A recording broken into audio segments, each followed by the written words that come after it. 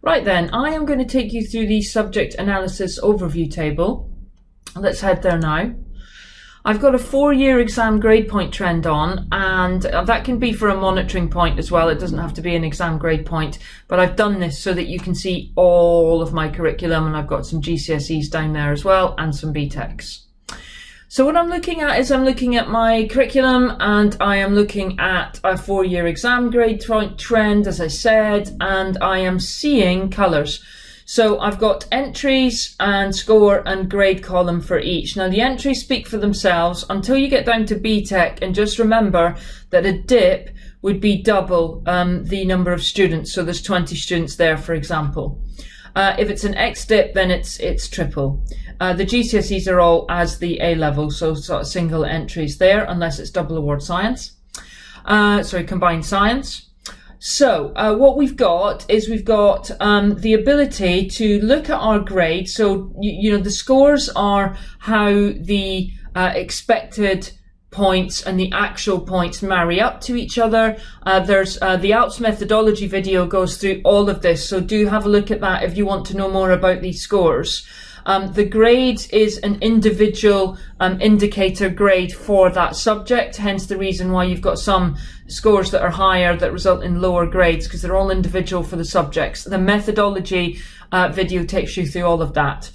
If I want to manipulate this and I want to see where all my red subjects are, for example, I can click on the grade column and it brings all the reds to the top. Clicking again, blues to the top, clicking again, back to the sort of alphabetized list. I can do that on any of those columns. If I want to, I can hide a column like that and just have 3.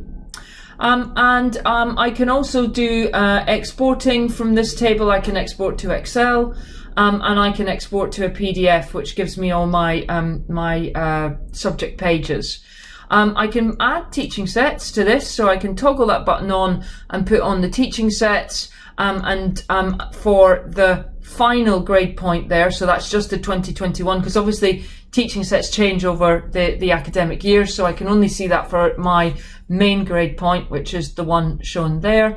I can see all my sets if you have put those in, and in addition it gives me an average PA for those sets. If I export at this point, I get the teaching sets part of the export, so what you see on the screen is what you get in an Excel export.